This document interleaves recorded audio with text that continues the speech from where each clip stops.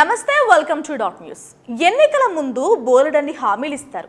మేనిఫెస్టోలో సంక్లిష్టమైన వాగ్దానాలను ప్రచురిస్తారు.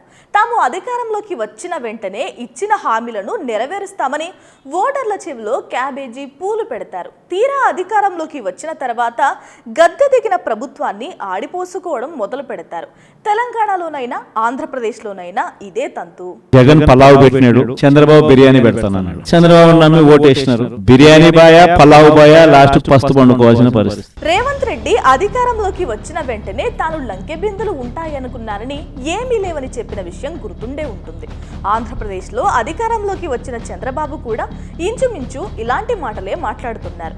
మొన్న ఆయన మాట్లాడుతూ, నేనైతే ఈరోజు ఎంతో ఆశతో వచ్చాను అన్నీ అనౌన్స్ చేయాలని, కానీ ఈరోజు మీరు చూస్తే ఖజానా దివాళా తీసింది. మనకు వచ్చే ఆదాయం అప్పులు కట్టడానికి కూడా చాలే పరిస్థితి లేదంటూ ఆయన అసక్తతను బయటపెట్టారు. జగన్ పలావ్ పెట్టినాడు, చంద్రబాబు బిర్యానీ పెడతానన్నాడు. చంద్రబాబు నమ్మి ఓటేసినారు. బిర్యానీ బాయ, పలావ్ బాయ, లాస్ట్ పస్తు పండుకోవాల్సిన పరిస్థితి. అంటే ఇచ్చిన గ్యారెంటీలు ఇప్పట్లో అమలు కావని అర్థమవుతోంది. ఇదే ముక్కను మాజీ సీఎం వైసీపీ అధినేత జగన్ వెటకారంతో చెప్పారు. జగన్ పలావ్ పెట్టాడు, అధికారంలోకి రాగానే చంద్రబాబు బిర్యానీ పెడతానన్నాడు. చంద్రబాబును నమ్మి ఓట్లేశారు. బిర్యానీ పాయే, పలావు పాయే, లాస్ట్కు పస్తు పడుకోవాల్సిన పరిస్థితి అని జగన్ సెటైర్లు విసిరారు. అందుకేనేమో దురాస దుఃఖానికి చేటు అంటారు మన పెద్దలు.